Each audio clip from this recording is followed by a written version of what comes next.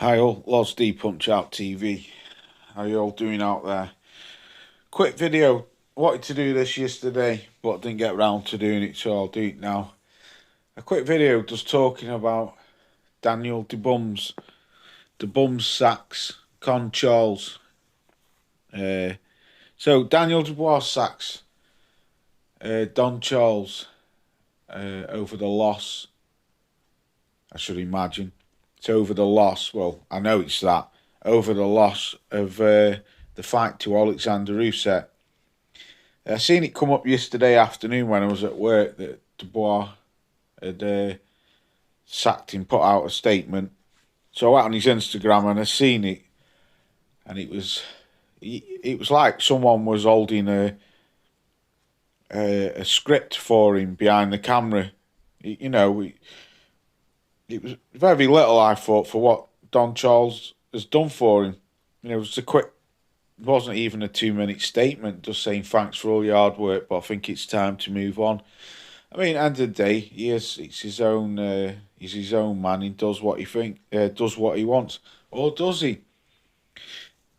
Because Don Charles quite clearly stated after the loss to Alexander Usyk, when he was interviewed on TalkSports, he said that before the fight with Alexander Usyk, or was it after the AJ fight? I can't quite remember now, but he stated that Flat Stanley, Daniel's dad, had said, "Keep winning and we'll stick around. Lose and we're gone." Now, for me, it seems as if Flat Stanley is pulling the strings in this relationship between him and his dad. Daniel's hopping from trainer to trainer. Shane McGuigan, Con Charles. Now he's with Tony Sims. He's been with other trainers I can't think off the top of my head. But for me, I think the problem is Flat Stanley. He gets too involved in Daniel's business, the running of how Daniel operates, the whole brain behind it. Do you know what I'm trying to say? Now, I always look at Devon Haney's dad as a prime example of sometimes when fathers can get too involved. And, like John Fury, Tyson did the good thing with keeping John Fury away from a lot of his fights and a lot of his boxing career, even though Big JF did turn up on the first Usyk fight and overpowered Sugar Hill with his instructions, with his big gob. But I always look at people like Devon Haney's dad, Bill Haney. He's a prime example, like I say, of somebody who gets too involved. Bill Haney, it's basically all about him. Stan's a bit different because you don't see a lot of interviews with Flat Stanley. But with Bill Haney, that man's never out of the camera. He's in the camera and does more interviews than his son. It's all about him with Bill Haney. That's how I feel. It's not about his son. It's all about him. He wants the limelight. That's why he's forever, ever causing trouble on Twitter and gate crashing people's interviews, bad mouthing people over interviews. He gets too involved, Bill Haney. But with Stan the Man, it's a little bit different, but I think similar. This is just my personal view. Stan the Man obviously doesn't do a lot of interviews. He's pretty much in the background. But I think we all know, really, who pulls the strings. And it's Stan the Man. Now, they've brought in Scam Jones as a manager for Daniel Dubois, which I think this is my personal opinion of Sam Jones. I think the guy's a helmet. I don't even know what he does for boxers, because he seemed to have soon dropped Joe Joyce when he got beat. But I mean, Flat Stanley calls the shots anyway. If he has a fight with Tony Sims and he loses, Tony Sims will be gone. His dad will get rid of him. Now, I do believe it is Flat Stanley who calls the shots.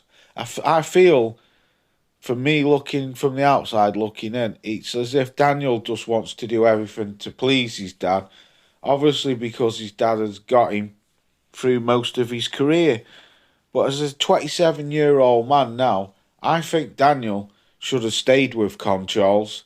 I thought they did well together, and you know me, I've given Don Charles a lot of stick over the last few months, and it was only for the blatant BS of, of them not fighting Josie Parker and the excuses what they come up. But as a team, I think Don Charles and Daniel Dubois work well together, as I did with Shane McGuigan. I thought they worked well with Shane McGuigan, but I think Don